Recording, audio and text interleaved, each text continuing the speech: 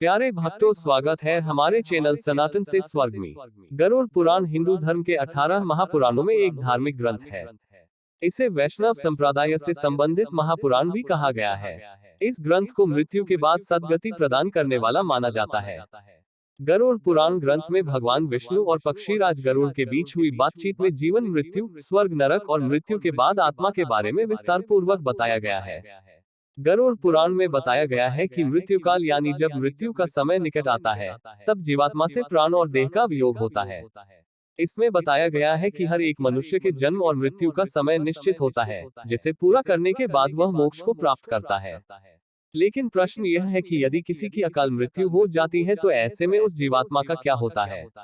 जानते हैं गरुड़ पुराण के अनुसार क्या है अकाल मृत्यु और इसकी सजा। मृत्यु और अकाल मृत्यु में अंतर। गरुड़ पुराण के अनुसार किसी व्यक्ति के जीवन के 7 चक्र निश्चित होते हैं।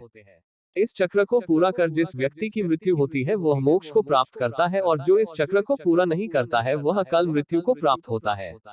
ऐसे लोगों की जीवात्मा को कई तरह के कष्ट भोगने पड़ते हैं। क्या होती है अकाल मृत्यु?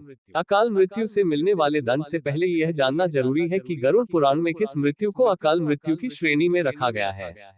गरुड़ पुराण के सिंहावलोकन अध्याय में बताया गया है कि अगर किसी की मृत्यु भूख से पीड़ित होकर, हिंसक प्राणी द्वारा, फांसी लगाकर, जहर पीकर, आग से जलने, जल में डूबने, सांप के काटने, किसी दुर्घटना के कारण या फिर आत्महत्या करने से होती है तो वह अकाल मृत्यु को प्राप्त हो जाता है।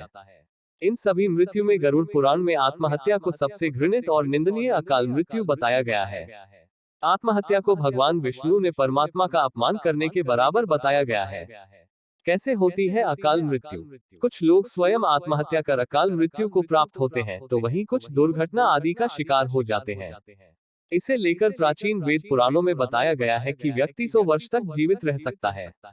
लेकिन जो लोग निंदित कर्म करते हैं वे शीघ्र ही विनष्ट हो जाते हैं। जीवन में किए कई महादोषों के कारण व्यक्ति की आयु क्षीण हो जाती है और वे अकाल मृत्यु को प्राप्त होते हैं। ऐसे लोगों की जीवात्मा निश्चित समय से पहले यमलोक जाती है। गरुड़ पुराण में क्या है अकाल मृत्यु की सजा?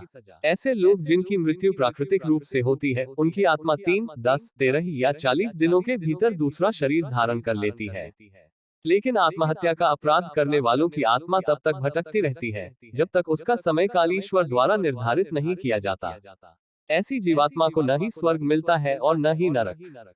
उनकी आत्मा लोक परलोक के बीच भटकती रहती है। डिस्क्लेमर, यहाँ मुहैया सूचना सिर्फ मान्यताओं और जानकारियों पर आधारित है।